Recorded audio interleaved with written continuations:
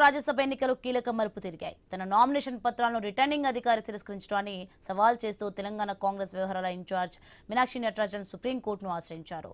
దీనిపై నేడు విచారణ జరగనుంది. ఇదే సమయంలో మధ్యప్రదేశ్ నుంచి ముగ్గురు బీజేపీ అభ్యర్థులు ఏకగ్రీవంగా ఎన్నికయ్యారని రిటర్నింగ్ అధికారి అరవింద్ శర్మ ప్రకటించారు. తరుణ్ చుగ్, రజనీష్ అగర్వాల్, మహేష్ కేవట్లకు భోపాల్లో ఆయన ధృవీకరణ పత్రాలు అందజేశారు.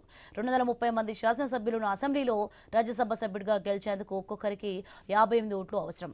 ఆ ప్రకారం రెండింటినీ బీజేపీ ఒక స్థానాన్ని కాంగ్రెస్ గెలుచుకునే అవకాశం ఉన్నా మీనాక్షి నామినేషన్ చెల్లకపోవడంతో మూడో సీటు కూడా బీజేపీ పరమైంది.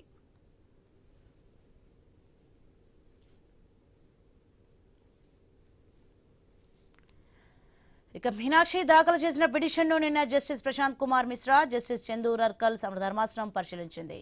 ఎన్నికల ప్రక్రియ కొనసాగుతున్నందువల్ల ఇది ఎంతవరకు విచారణకరమని ప్రశ్నించింది. ప్రజాప్రాతినిధ్య చట్టం ప్రకారం అభ్యర్థి కనీసం 2 ఏళ్ల శిక్ష విధించే అవకాశం ఉన్న క్రిమినల్ కేసులను మాత్రమే అఫిడవిట్లో పేర్కొనాల్సి ఉంటుందని మీనాక్షి తరపున సీనియర్ న్యాయవాది అభిషేక్ మను సింఘ్వి వాదించారు. కోర్టు ఫిర్యాదుకు సంబంధించిన వివరాలు వెల్లడించలేదని పరిశీలనలో తేలడంతో రిటర్నింగ్ అధికారి ఆమె నామినేషన్ను తిరస్కరించినట్లు ఈసీ తరపున సీనియర్ న్యాయవాది డిఎస్ నాయుడు తెలిపారు.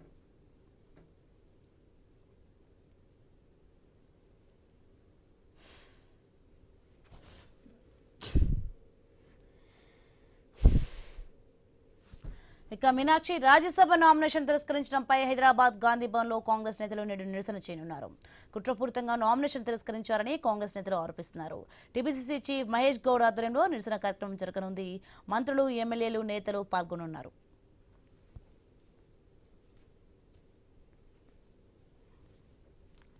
ఇక నేడు 62 మంది కాంగ్రెస్ ఎమ్మెల్యేలు రాష్ట్రపతి ద్రౌపది ముర్మును కలవనున్నారు. మీనాక్షి నటరాజన్ రాజ్యసభ నామినేషన్ తిరస్కరణ అంశంపై ఫిర్యాదు చేయనున్నారు.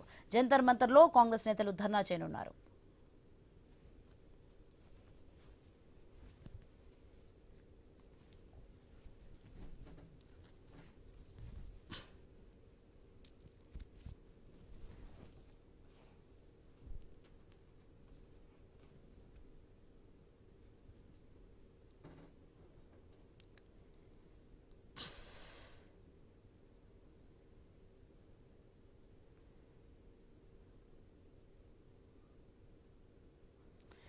బ్రేకింగ్ న్యూస్ చూస్తున్నాం. మనం మధ్యప్రదేశ్లో రాజ్యసభ ఎన్నికల కీలక మలుపు తిరిగాయి. ఇక తన నామినేషన్ పత్రాలను రిటర్నింగ్ అధికారి తిరస్కరించడాన్ని సవాల్ చేస్తూ తెలంగాణ కాంగ్రెస్ వ్యవహారాల ఇన్ఛార్జ్ మీనాక్షి నటరాజన్ సుప్రీంకోర్టును ఆశ్రయించారు. దీనిపై నేడు విచారణ జరగనుంది. ఇదే సమయంలో మధ్యప్రదేశ్ నుంచి ముగ్గురు బీజేపీ అభ్యర్థులు ఏకగ్రీవంగా ఎన్నికయ్యారని రిటర్నింగ్ అధికారి అరవింద్ శర్మ ప్రకటించారు. తరుణ్ చుగ్, రజనీష్ అగర్వాల్, మహేష్ కేవట్లకు భోపాల్లో ఆయన ధృవీకరణ పత్రాలు అందజేశారు. 230 మంది శాసనసభ్యులను అసెంబ్లీలో రాజ్యసభ సభ్యుడిగా గెలిచేందుకు ఒక్కొక్కరికి 58 ఓట్లు అవసరం. ఇక ఆ ప్రకారం బీజేపీ ఒక స్థానాన్ని కాంగ్రెస్ గెలుచుకునే అవకాశం ఉన్న మీనాక్షి నామినేషన్ చెల్లకపోవడంతో మూడో సీటు కూడా బీజేపీ పరమైంది.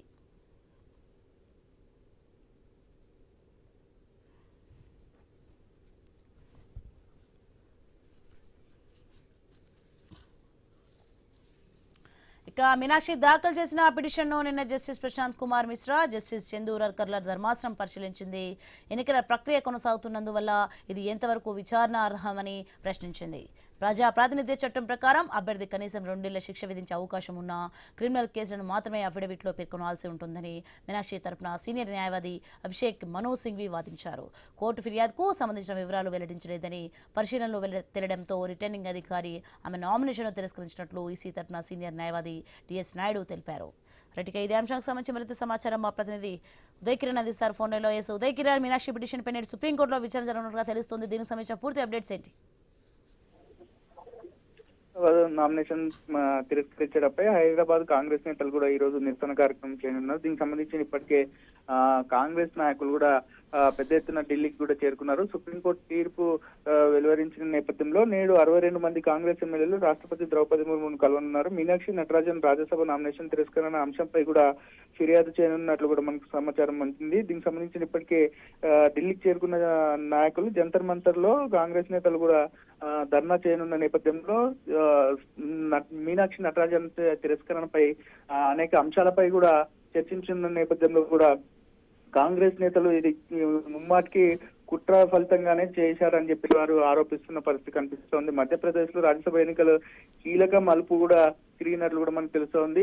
ఇప్పటికే బీజేపీ నాయకులు కూడా దీన్ని కావాలని చేశారు. దీనికి సంబంధించిన ఇప్పటికే కాంగ్రెస్ నాయకులు కూడా దీనిపై వ్యతిరేకత చూపుతున్నప్పటికీ హైదరాబాద్ లో మాత్రం, తెలంగాణలో మాత్రం కాంగ్రెస్ నాయకులు ఇప్పటికే దీనిపై స్పష్టత ఇచ్చారు. దీనికి సంబంధించిన ఇప్పటికే రాష్ట్ర నాయకత్వం కూడా మండిపడుతున్న పరిస్థితి కనిపిస్తుంది. మీనాక్షి దాఖలు చేసిన పిటిషన్ ను నిన్న జస్టిస్ ప్రశాంత్ కుమార్ మిశ్రా, జస్టిస్ చంద్రకూర్ ధర్మస్థానం పరిశీలించిన నేపథ్యంలో ఎన్నికల ప్రక్రియ కొనసాగుతున్నందువల్ల ఇది ఎంతవరకు విచారణ వాస్తవం అని కూడా ప్రశ్నించిన పరిస్థితి కనిపిస్తోంది Soni. Right, thanks for information Kiran. Yes, 2 ఏళ్ల నమ్మకం, అభివృద్ధి